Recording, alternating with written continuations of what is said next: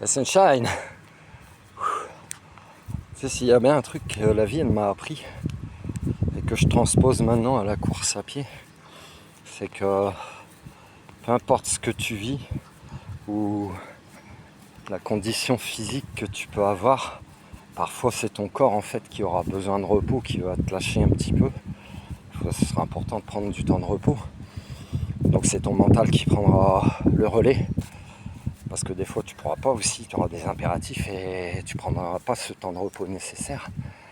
Et puis parfois ce sera ton moral, ce sera différent, ce sera ton mental, ton moral qui sera atteint. Et ce sera ton corps qui te portera. Et en fait si tu arrives à allier les deux, c'est ce que je transpose maintenant à la course à pied, puisque la course à pied, je vais t'en expliquer un petit peu vite fait mon parcours. J'ai commencé à courir en 2015 à la suite de la séparation avec la mère de mes filles. Et en fait, je pensais ne pas aimer ça du tout, si tu veux. Depuis enfant, j'avais pas de souffle, j'avais pas d'endurance, etc. Et en fait, j'y prenais pas de plaisir, si tu veux. Et puis, dans cette période de séparation avec la mère de mes filles, je me suis dit, mon corps était très fatigué, il fallait que je me remette en forme. Tiens, je vais aller courir. Puis je me suis fixé un objectif, c'était de faire le tour d'un lac où j'allais souvent pêcher. Le tour de ce lac qui faisait environ 10 km. Je ne l'avais jamais même fait à pied, tu vois, en marchant. Donc je me suis fixé cet objectif-là. Donc je t'avoue que la première fois que je suis allé courir, oui j'en ai fait le tour, mais j'en ai chié ma mère, ma race.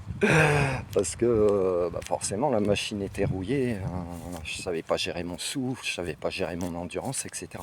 Mais j'ai quand même rempli mon objectif, même si j'ai marché une grande partie, je pense, de cette première course. Mais ça a décrassé mon corps et ça m'a donné envie de continuer à courir, si tu veux. Et en fait, donc depuis cette époque-là, je cours, mais à mon rythme. C'est-à-dire, il y a des périodes où je peux ne pas courir pendant 1 mois ou 2 mois, c'est pas un problème. Et quand j'en ressens le besoin, je vais y aller, si tu veux.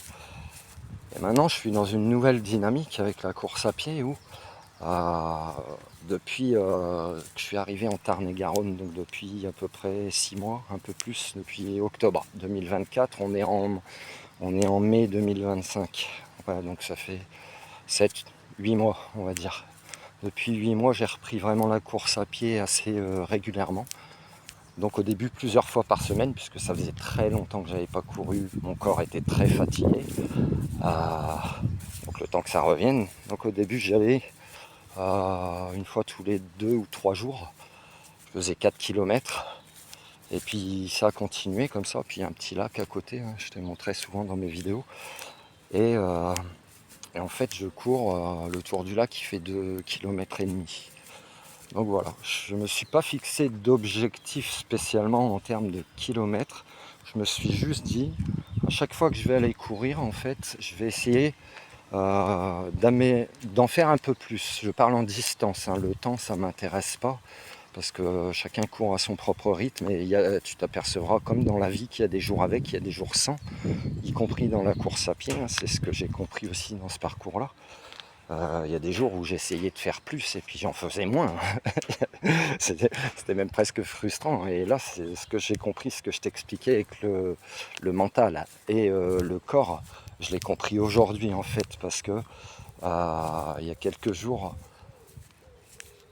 j'arrivais pas encore à dépasser les 18 km. Enfin, il y a une semaine ou deux en arrière, j'arrivais pas à passer au-dessus de 18 km dans mes courses. Et puis il y a un truc qui s'est passé pendant ma course.